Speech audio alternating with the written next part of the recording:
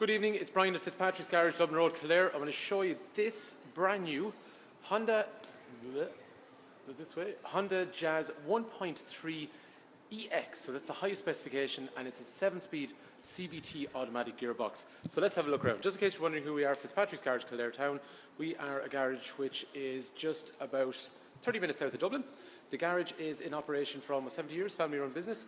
There's a Hyundai garage just up next door. There's also Mercedes, so it's all part of the same group.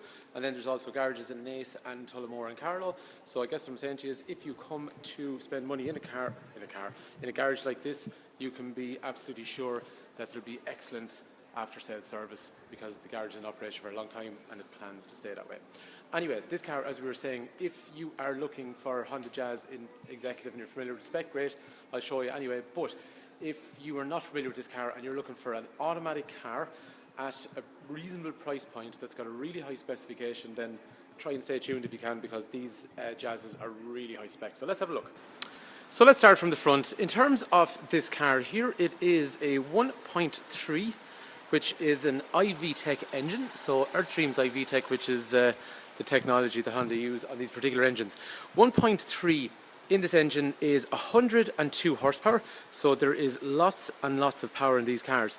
After that then, it is €200 a year for annual road tax, and normal people achieve in the region of about, in terms, depending on the kind of driving you're doing, sorry I nearly tripped over something there, and depending on the kind of driving you're doing, if you are in around the city and you never get out on the main road, I am realistically saying to you that you're going to return somewhere in the region of 5 to 5.5 litres per 100 kilometres, which is somewhere in the region of high 40s towards 50 miles per gallon. Longer runs you might achieve a little bit more, but realistically speaking I would say in around 50 is a very kind of average sort of number in miles per gallon, which as we were saying is about 5.5 litres per 100 kilometres.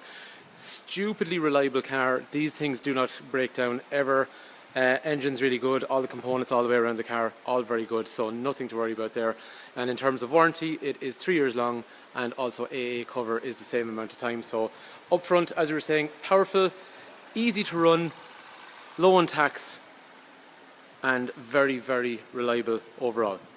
Because it's an EX model, as we look at the front of the car, the first thing is, just if we have a look at this car outside, this is the spec which is just below it. So this is what's called the ES. So if we see, there's a 15-inch alloy wheel on the ES, and one other thing is at the front of the car, sorry, no, this is some terrible video making. At the front of the car, you'll see over here, daytime running light and headlight structure, which is the very same. However, when we go over to this one, which is the executive, we now get front fog lights down through here. You get a bigger diamond cut 16-inch alloy wheel. It looks really, really well because, as you see, it's polished, which is lovely, and then these center sections here are dark, so they hide brake dust really, really well. So I think they're very, very cool. They're a 16-inch wheel and they come with a Dunlop tyre as standard. Down along the side, along here, you will have a daytime running light when these ones are not on. Around the front of the car, parking sensors are going to be standard. Jazz has a really nice chrome grille down through here. And then after that, in terms of up front along here, apologies about this camera, it's really struggling with the headlights inside in the car. There's some sensors up here, so they are for things like automatic wipers, automatic lights, and there's also a forward collision setup that I'll go through with you in a moment. In terms of safety, all the way down the side of the car, there is steel bars for side impact protection. In terms of the front, you will have a driver and passenger airbag. The side of the seat will have an airbag, the side of the passenger seat will have an airbag, curtain all the way down. And then behind those wheels there, anti-lock brakes with emergency brake distribution and emergency brake assist. What's also nice is, because this is an executive, it gets privacy glass in the back. And after that, we'll have a better look because I'll open up the other door in a sec, but the really cool thing is they open at a right angle. Anyway, we'll check that out in a minute. Because it's an executive, it's also got keyless entry, so that means that I can leave this in my pocket and then I can walk up, and just by putting my hand in here, the door unlocks, and then I can close it, and to lock it I press this button here and walk away from the car. So it's all very succinct and straightforward. Let's move around to the back of the car, which is going to show us the boot. So first thing, just while we're here, radio's still going, so we're going to get rid of that. Anyway, in the back there's nice LED taillights. There is parking sensors all the way along the back over here, and then In terms of the boot, I would, okay, yes, I'm biased, but I do think there is a really, really excellent boot in that car, which is actually comparable. This is a HRV over here. So if you look at the HRV there, the boot actually on this car, actually here's something interesting. That car is built on that one there. So that's something you might not have thought of. And the other thing as well is the boot, it's a little bit wider on this, but actually they're not terribly far off each other. So as this size of car goes, there's a really, really big boot in them.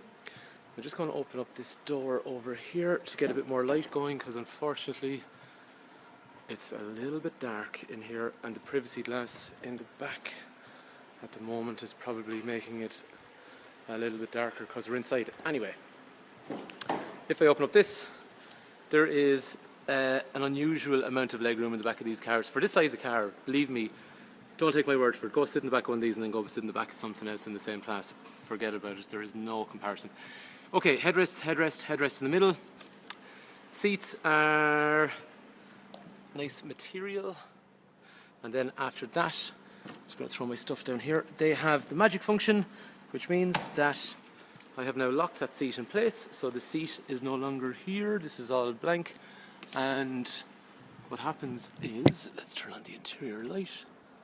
So what happens in through there then is you can put stuff that's really tall if you want, or similarly you can drop the seat down by doing that, and we can get the seat and fold it forward like you would have in a normal car, and now you have a flat boot section that comes in around. That happens on both sides. It is 60-40 split, but it happens on both sides, and once that happens then you have what I would term a cavernous amount of room going forward, which can be flat on both sides. So very, very useful stuff. Over here, electrics for rear windows on both sides, child locks back here as you would expect as well. They do one other really cool thing with the seats, which you may have seen if you have seen any of these advertisements before. So the passenger seats there, great, okay, whoop-a-doo, nothing unusual about that, but check this out. If I sit into the back of the car, yep, this is the back, just so we know what we're doing. Front of the car there, back of the car here. God, I will never get this right because it's the opposite way around when you're in the video. Anyway, I can sit in the back of the car, fine, nothing unusual about that. So, sitting in the back, probably safety belt here, I'm nice and comfortable, but look where I am. How cool is that? So I am completely flat stretched out, and then my chauffeur / driver / friend, whoever's there, can drive me along here, and I can be really, really comfortable along through there.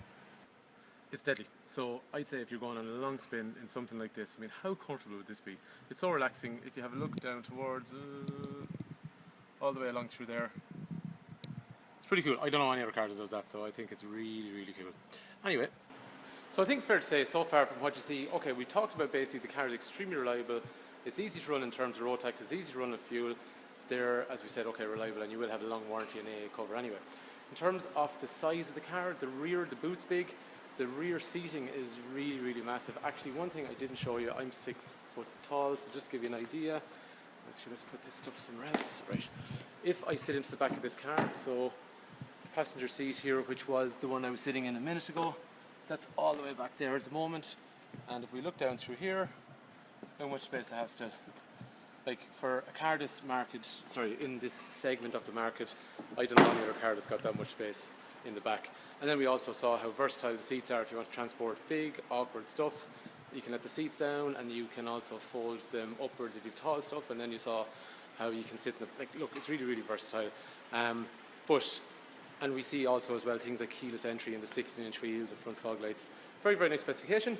So we're not finished yet. In terms of the inside, let's have a look at the cabin. So first of all, seat that I'm in is height adjustable up and down, as you'd imagine. The steering wheel is adjustable in, out, or up or down. Gearbox is down through here, so, oops, okay, reverse, neutral, drive, and then there's a sport function. We'll get back onto that in a sec. Through here, down the centre, I've got an armrest, great, and after that then, in terms of up front, I've got a multifunction steering wheel, right, so over here, cruise control in through here.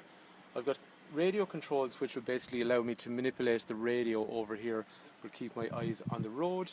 down here we have a trip computer that's telling us information in through here, which we see just off in this area down here. So things like average speed, fuel consumption, how much fuel you got left. I'll go through that better in a sec anyway. And also it's cool, it's got paddles, so I can go down the gears, or similarly with my right hand I can go up the gears using these lads here as well to go up and down through gears. 7-speed gearbox. Talk to you about that in a minute anyway. Okay, after that then, just in front, a little bit hard to see because it's a little bit darker here, but there is like a mood light in here that normally lights these up at night. HDMI if I want to play a video up through here. USB if I want to charge my phone or anything like that, and then 12 volt power in through here, and there's one other USB point in through here as well. Anyway, right, while we're over here, start stop button because this comes with the keyless setup. Warm or cold over here, up or down, front rear windscreen demisters, air conditioning on or off for the functions, grand. After that then, I'm just going to restart this radio here for a sec. The car is brand new, so a lot of stuff is not set up on it yet.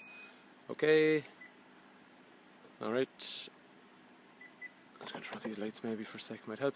Okay, phone over here, so I got information from my phone if I want to play music or use the phone for talking and all that kind of stuff. Trip information in through here, AHA, which is internet radio, so you can listen to any internet radio station on the planet.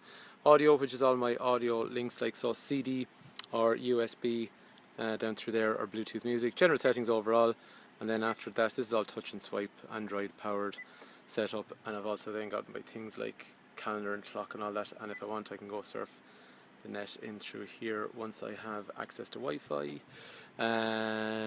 Okay, after that then, headlights are automated, so basically if I'm driving along, it's night time, they'll come on, and into an unlit area they'll go to fulls, which we see here in front of us, and then if I meet some traffic they'll go back down to dim, all by itself, you don't have to do anything.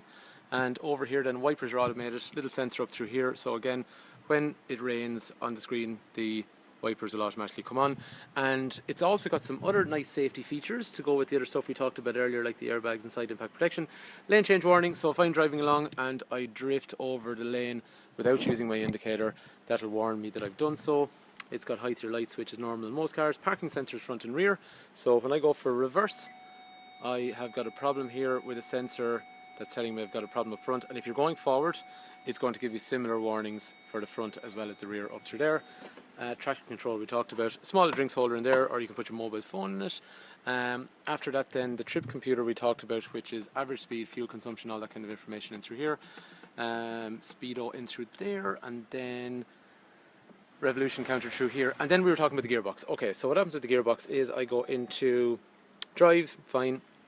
I can send you a video with how this works, but essentially automatic with CVT, so it's continuously variable transmission, so it just means the car is constantly going to keep the engine revolution. So you could be accelerating, and like a normal car, your engine revolutions are moving up through the gears. With CVT, it's going to select the exact revolutions you need at that time, so it's not going to go up and down through gears like you normally would in a car. The whole idea is that it's more efficient, and to be fair, the fuel efficiency on the Rotax is the same as the manual, which is unusual because most times automatic it's higher.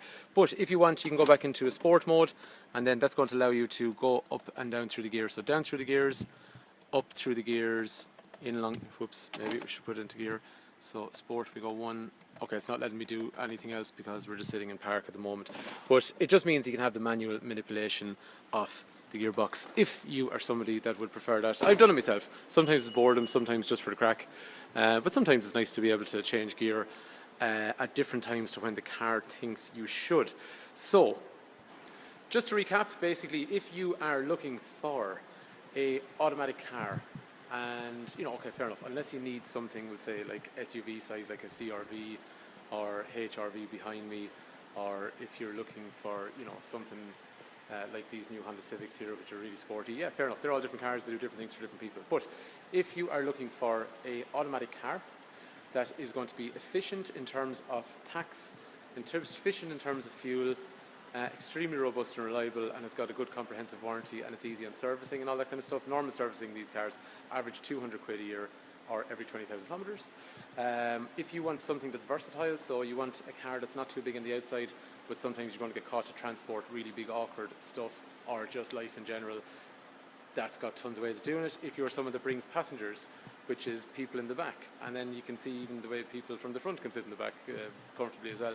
And if you're somebody that wants a high specification in a car things like your keyless entry, on the outside the nice stuff like alloy wheels, front fog lights, on the inside reversing camera, front and rear park sensors, automatic lights, automatic wipers, you know, and I'm leaving out a lot of stuff with that as well. That's a great package. If you look at the price of this car, and this is the highest spec available, this car comes in under, and I mean less than 24,000 euros, which, to put that into perspective, is, if you look at this is a Honda Civic. That car starts off in the entry model without a lot of the features that we just talked about. That is under 26,000 euros. If you look at something like this HRV, the model available in the country at the moment, that nearly matches that in terms of spec, but not quite. You're starting off at 28,000 euros. The CRV here behind me, you're gone into the 33 plus thousand euro range. So I think it's great value for money. Anyway, we are a family business in operation for almost 70 years. If there's any information you want on this particular car, please do give me a call, 086 843 1945. We can give you part exchange values, or we can give you discounts if you don't have a trade-in. We always have competitive finance through PCP or HP. I can run through that with you. So if you want to know roughly before you travel, and we deal with everyone around the country, how much my car worth, how much it's going to cost me per month, no problem, give me a shout, 086 843 1945. I would be quite happy to tell you all about that. If you managed to watch the whole video, thanks for taking time to watch. Sorry it is a little bit amateur, but hopefully it gives you an idea what this car is about, and thanks for your time.